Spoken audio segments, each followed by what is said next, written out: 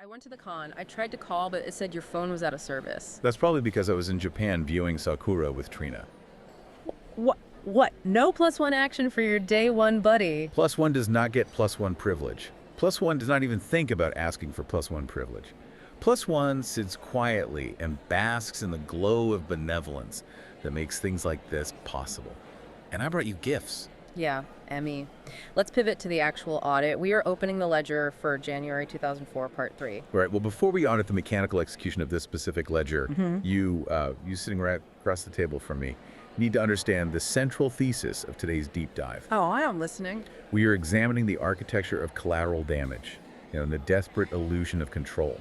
Because when you isolate an asset, whether they are trapped in a literal cosmic void or just, trapped at home watching someone else view Mecha in Tokyo, the resulting psychological fracture inevitably damages everyone in the blast radius. Wow, okay, calling me out immediately. So to mitigate the immediate threat of your localized emotional fallout, I am strategically placing these apology snacks right here in front of you on the table. For you, the listener who is currently monitoring our physical spread, the deployment is meticulous. I am observing the spread, and it is extensive. We have turtle churro chacos, 2 entire bags of butter chips, specifically because you just hoover through those. We have a massive bag of soy sauce rice crackers to fuel your late night visual audits, and finally takoyaki chips, because I know they are your absolute personal favorite. Oh my goodness, all is completely forgiven. I am instantly delighted by this overwhelming appeasement strategy, and I willingly accept the premise that my entirely justified annoyance is a volatile psychological hazard. A highly volatile hazard, yes. I am literally tearing into these butter chips right now, and I honestly do not care how loud the aggressive crunching gets on our audio track while we dive into the first book. Because since we are tracking the architecture of collateral damage, we are starting with the absolute cosmic meltdown taking place in Captain Marvel number 16. Which is an absolute structural disaster. And my stress levels are already spiking, just thinking about the sheer scale of the fallout here. Well, when we open the ledger on this issue, we are immediately confronted with a massive mathematical anomaly in basic physics, right? Specifically regarding energy displacement. Here we go with the physics. Genus Vell is suffering from a complete psychological collapse driven by his cosmic awareness, and he decides to unload a maximum yield energy blast directly at Elysius. The text expects us to just believe that she brushes off this catastrophic level of thermal and kinetic energy because of some incredibly vague Titan science. But she does. Mathematically, it makes absolutely zero sense. No armor or anti-blast technology could absorb the sheer output of a cosmically powered being losing his mind without causing massive shockwave damage to the surrounding environment. You are immediately dragging us into the mechanical weeds of energy displacement while completely ignoring the profound emotional core of a son screaming at his mother figure. I am not ignoring it. I am just pointing at the thermodynamic reality of it. Genus is experiencing a total psychic break. His brain is actively processing the suffering of billions of galaxies simultaneously, which is honestly the ultimate suffocating form of isolation. Elysius remaining perfectly stoic while shrugging off a literal cosmic temper tantrum is exactly the kind of unmovable maternal grounding energy that a broken character desperately needs to see. Right, but a grounding foundation still has to obey the foundational laws of thermodynamics. Does it, though? Yes. If a cosmically powered entity unleashes a thermal blast capable of leveling a city block, that energy cannot just vanish into a chest plate. Even if Titan metallurgy utilizes highly advanced kinetic absorption matrices, the sheer atmospheric displacement would create a localized vacuum and a concussive shockwave. The surrounding environment should be physically glassed, yet the air remains perfectly static around them. Well, maybe the atmosphere did superheat, but the narrative focuses tightly on her stoic reaction because that is what actually matters to a fractured mind. Elysius does not flinch. She doesn't even blink. Exactly. She just dryly remarks on the situation, basically pointing out how well that interaction went.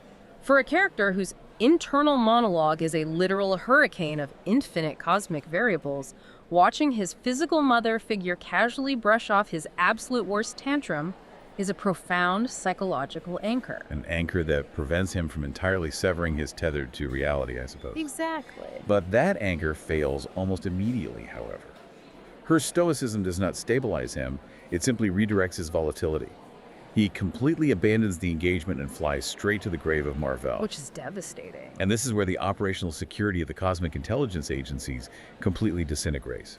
They're actively tracking a localized weapon of mass destruction who is actively hallucinating, and they just let him wander off into a graveyard to yell at a rock without dispatching a containment squad. He is not just yelling at a rock, he is confronting the crushing weight of generational expectations.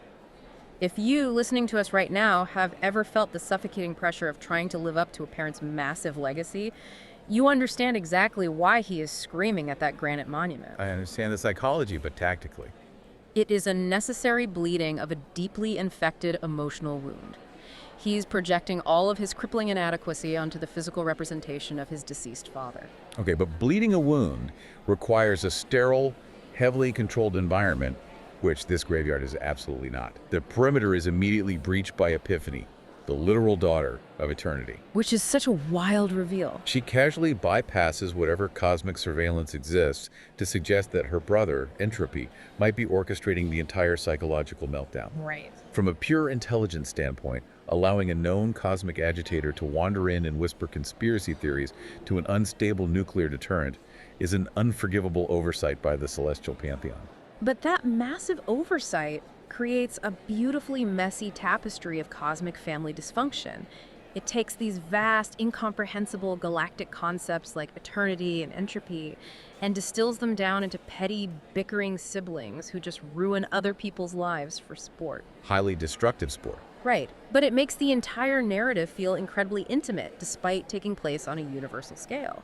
It perfectly mirrors the very human dysfunction that Genus is currently drowning in. Speaking of human dysfunction, we have to deeply analyze the logical and mechanical absurdity of the photon swapping sequence. Oh, I love this part. You wouldn't if you cared about logistics. Captain Marvel suddenly remembers his quantum entanglement with Rick Jones and initiates a forced body swap. The uncontrolled variable here is that Rick Jones is currently inside a crematorium. Right, the timing is so bad. He is actively being incinerated. I need someone to logically explain the cellular mechanics of this transaction to me. The mechanics do not matter when the emotional stakes are this terrifying. You have to understand the agonizing and incredibly claustrophobic trauma of being stuck in the microverse. I am factoring in the trauma, but It is an eternity of isolation, right? He is completely helpless in the dark, folded into an infinitely small space.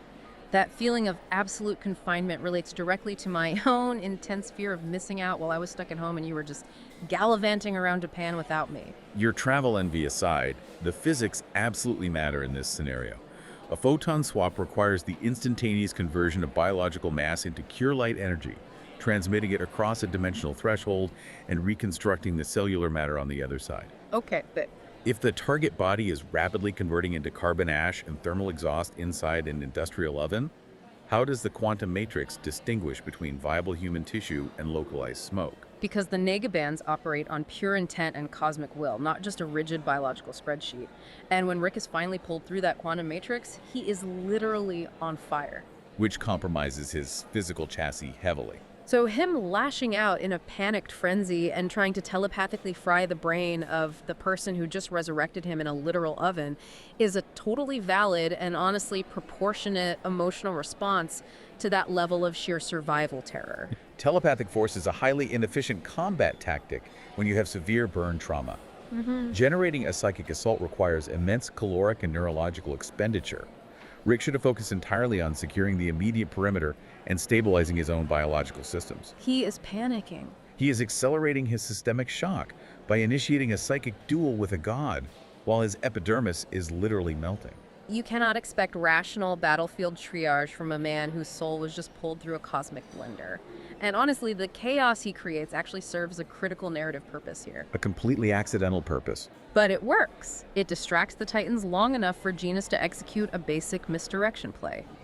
He leaves them staring at an empty patch of dirt while he reroutes his trajectory straight for Titan, basically proving that their elite tracking capabilities are functionally useless against genuine unpredictability. Well, that misdirection only highlights the sheer incompetence of advanced celestial telemetry.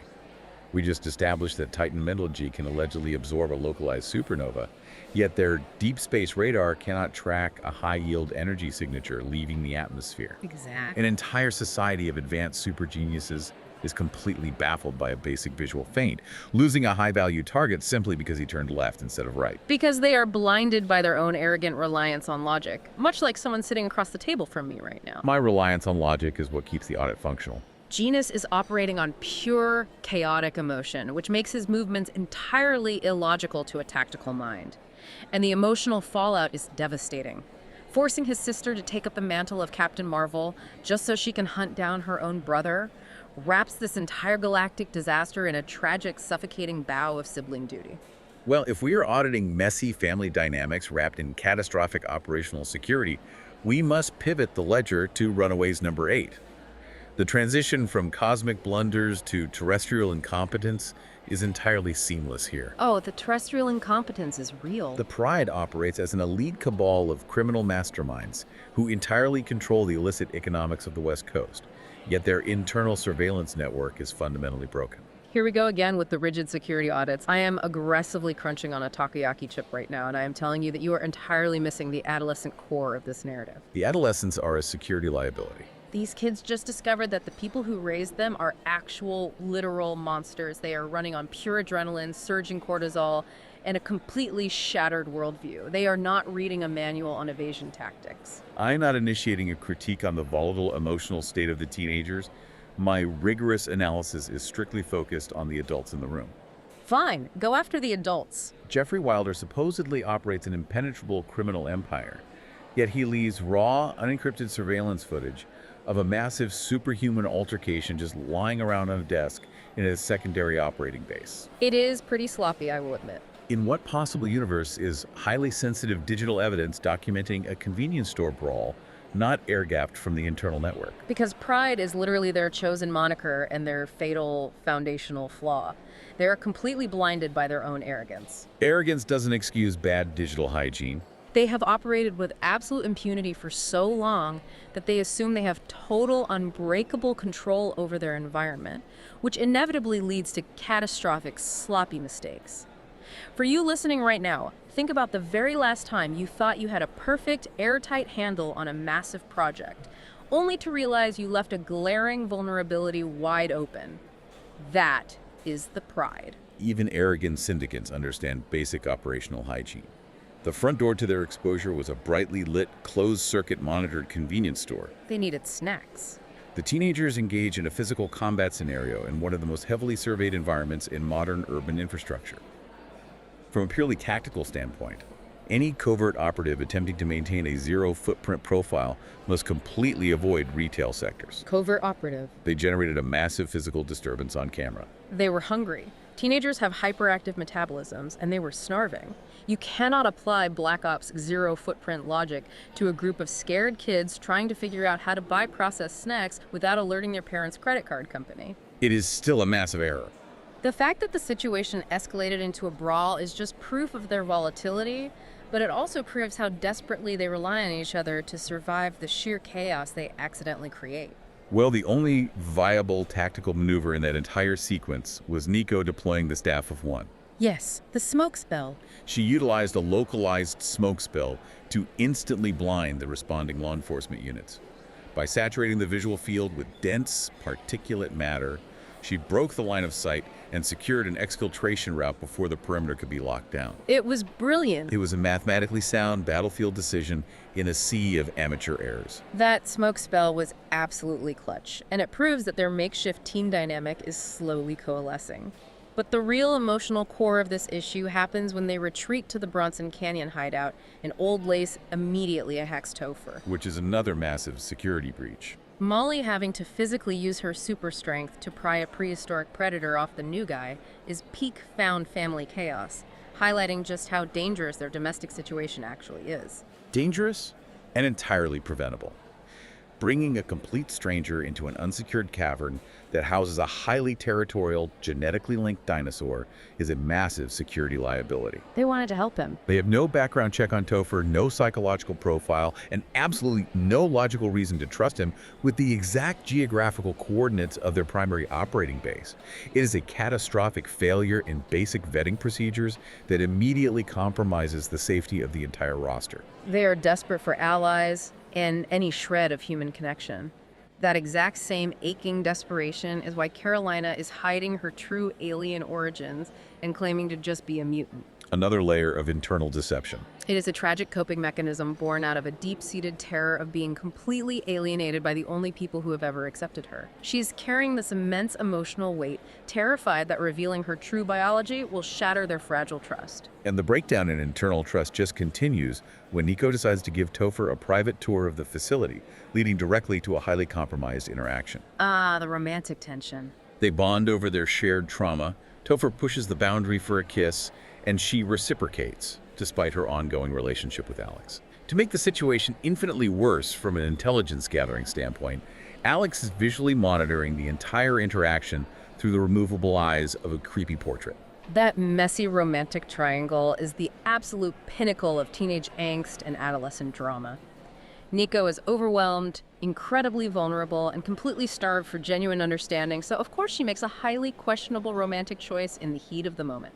A highly questionable choice that fractures unit cohesion. And Alex spying on them through a painting is just devastatingly sad, highlighting how his brilliant tactical mind is poisoned by his own deep-seated insecurities.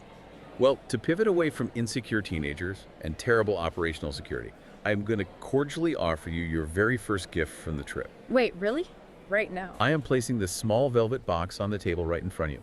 Go ahead and open the hardware. Is that exactly what I think it is? I am completely stunned right now. Is that a Chow Sang saying, "Hello, kitty gold bracelet"? Oh, sweetie, no.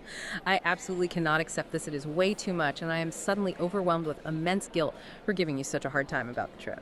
I explicitly remembered a highly specific 7-year-old social media video of yours where you practically melted over this exact design. I happened to have a layover in Hong Kong on the way back from Japan, saw it in the display case, and acquired it. To quote the creator directly, it is all good. The guilt is instantly gone. You were literally just waiting for the perfect moment to brag about your terrifyingly accurate attention to detail and your flawless memory recall. It is a functional skill set. It is completely gorgeous and I love it so much, but this level of accessory escalation immediately means that I'm going to eventually demand a fully matching tiara. I will log that demand. But while you admire your new heavy gold hardware, let us maintain our focus and audit Wolverine number 8. Fine, we can focus. This issue requires strict, impartial analysis of the logistical mechanics of the Coyote Crossing operation in El Paso. From an operational standpoint, the syndicate run by Rojas demonstrates a highly organized, albeit deeply ruthless, supply chain, utilizing vulnerable populations for illicit transport. I am still totally flustered by the heavy gold currently sitting on my wrist, but I am going to project all of my residual fear of missing out directly onto those refugees. A valid emotional projection. The desperate, clawing need to cross a border for a better life is a deeply tragic vulnerability. It makes them perfect prey for absolute monsters like Rojas, and their profound suffering grounds the entire narrative in a gritty, heartbreaking reality. Looking at the police interrogation between Special Agent Aganaga and Lake, we see a textbook breakdown of criminal silence under the immediate threat of capital punishment. That scene is so intense. When Aganaga lays out the grim arithmetic of 19 victims found in that unventilated trailer, Lake instantly folds and gives up Ritter. However, Ritter's choice of a rundown garage as a primary command center in El Paso is a terrible logistical setup with zero perimeter defense. The sheer tragedy of those 19 victims, including young children trapped in the sweltering heat, is the heavy emotional anchor that justifies everything Logan does in this issue. It provides the motive, yes. The bureaucracy of the legal system is moving way too slow to handle this level of pure, concentrated evil, which makes Logan's violent solo crusade across the border feel deeply necessary. He is absorbing all of that ambient grief and completely weaponizing it. Logan's tactical execution when he breaches that garage is highly efficient. I will give him that. He bypasses all standard interrogation protocols and applies immediate, overwhelming blunt force trauma to Ritter's peripheral nervous system. He does not hold back. This is a highly effective extraction method because it floods the target's brain with pain receptors, completely overriding their cognitive ability to formulate a lie, ensuring he extracts actionable intelligence within seconds. It is brutally efficient, but it is also deeply personal. Every punch he throws is a direct translation of the suffocating terror those 19 people experience. But then the situation escalates when the mechanic, Mendez, panics. The mechanic makes a very bad choice. After shooting Logan directly in the face, Mendez attempts to secure the perimeter by igniting the garage, which forces Logan into an absolute nightmare scenario. A nightmare scenario that looks amazing on the page. But that fire escape plan is a massive tactical error based on a total misunderstanding of basic thermodynamics. Mendes uses unrefined liquid gasoline in a tightly enclosed workspace. Which is very explosive. Gasoline does not just burn, its vapors expand and ignite the actual ambient air.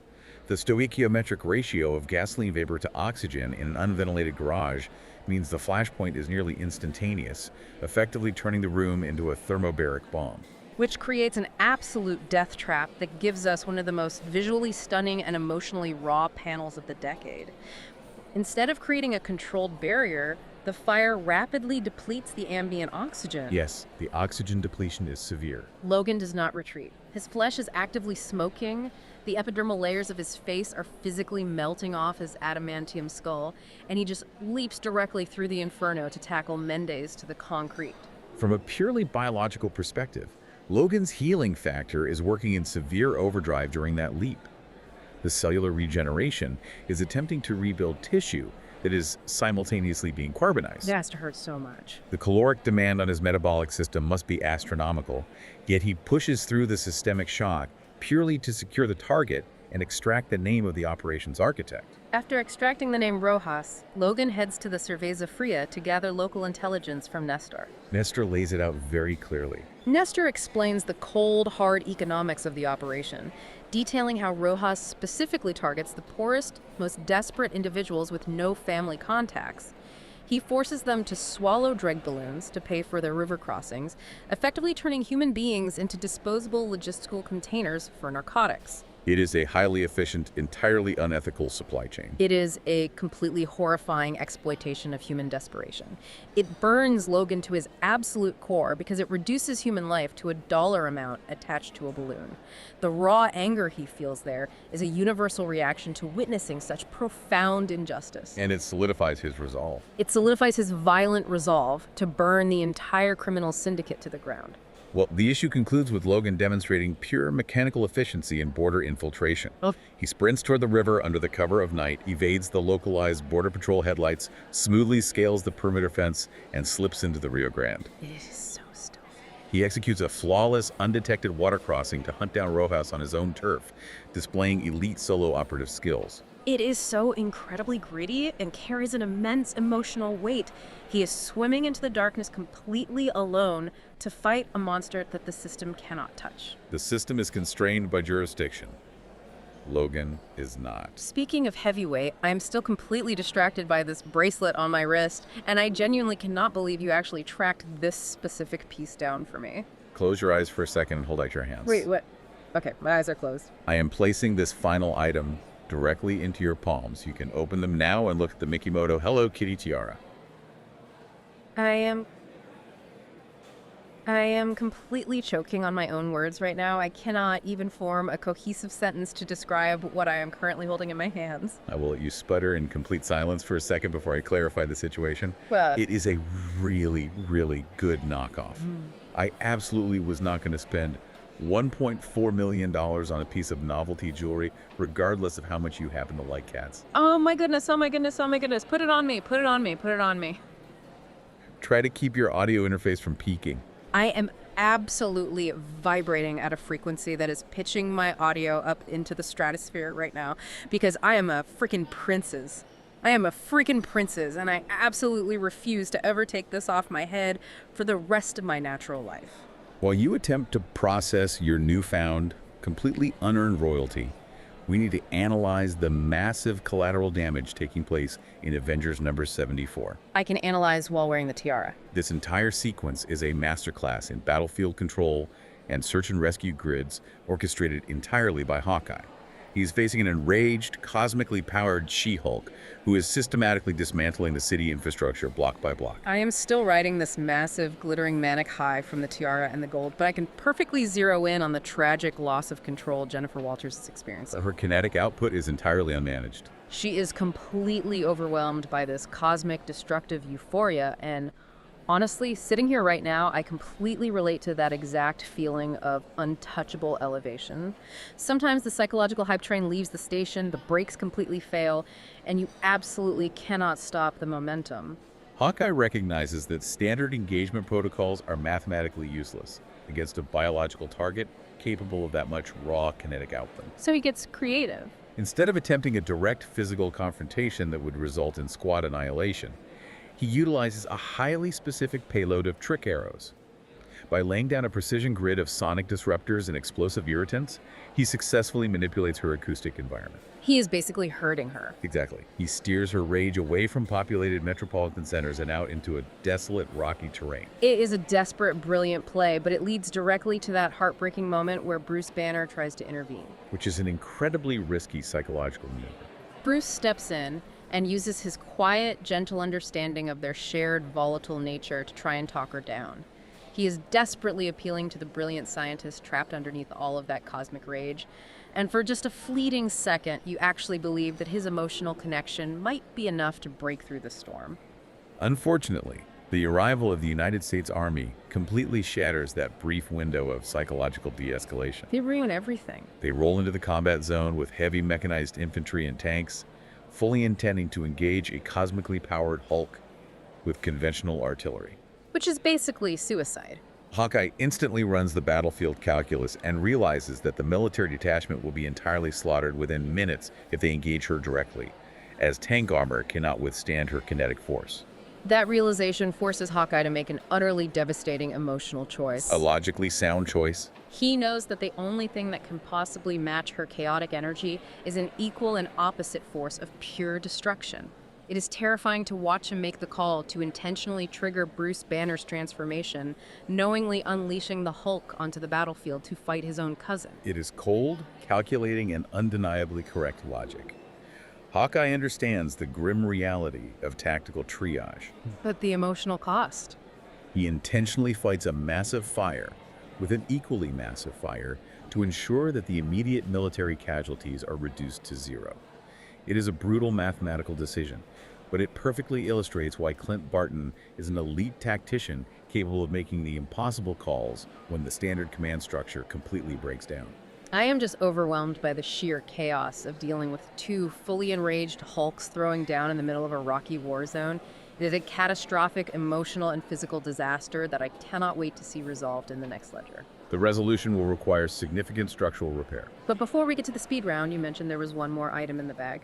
I am presenting the final gift, and I must explicitly note for the official record that this was sourced directly by Trina.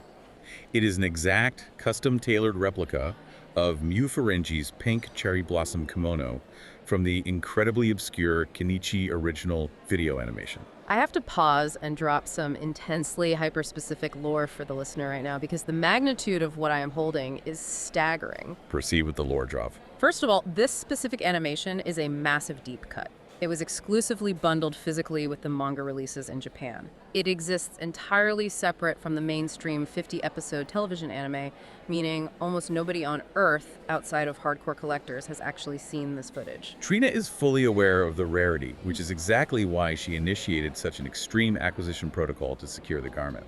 Secondly, you have to understand the character design. Mew almost exclusively wears tightly fitted fighting suits or standard school uniforms throughout the entire run of the series. She never wears traditional clothing. So the kimono is an anomaly. Exactly. That means this specific pink and yellow obi combination is an incredibly rare visual marker.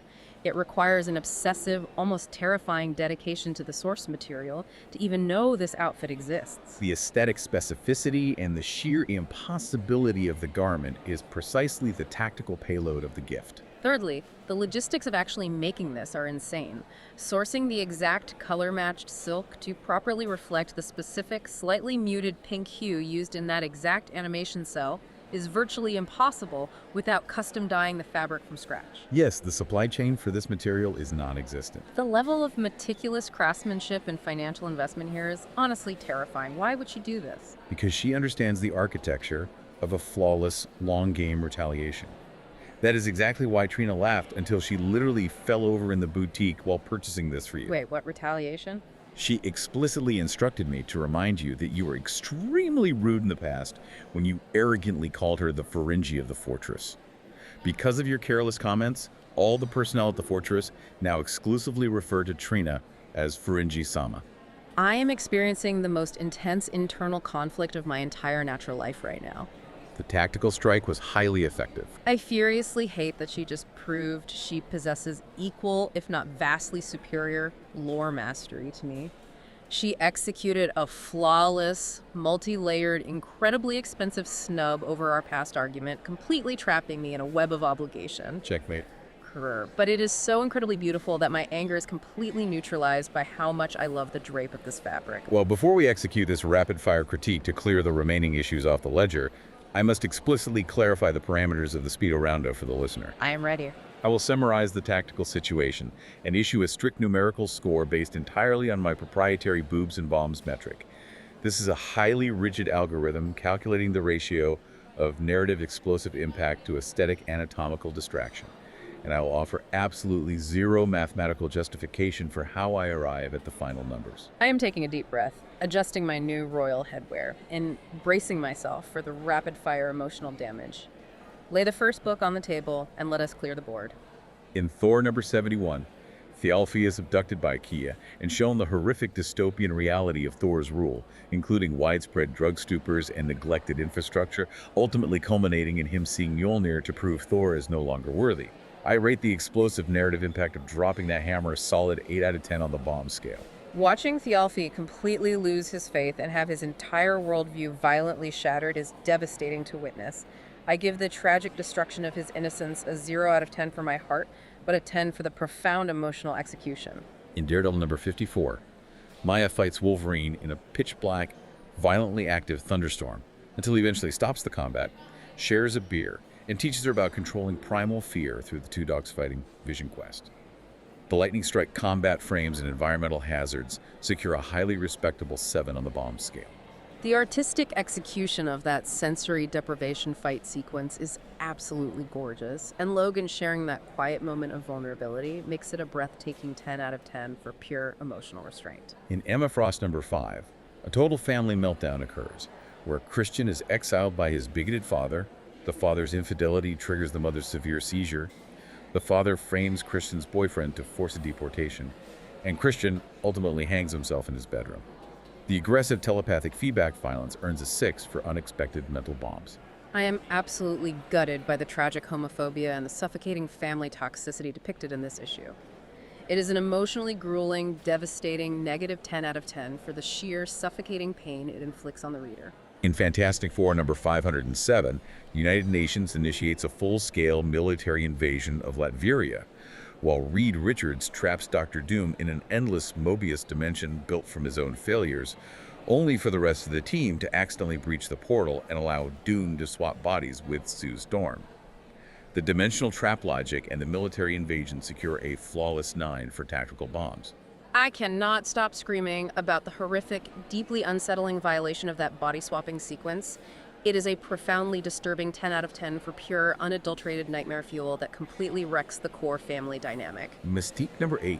Mystique violently dispatches a racist cabbie in South Africa, seamlessly infiltrates Dr. Taylor's highly secured laboratory to steal a weaponized smallpox virus, but is unexpectedly infected by a woman known as the Host, who spits a biological payload directly onto her. The laser hairpin takedowns and the viral payloads bring this to a sharp 8 on the bomb scale. Her sleek espionage aesthetic and shape-shifting combat flow are absolutely flawless, but I deeply condemn the deployment of horrific biological terror weapons.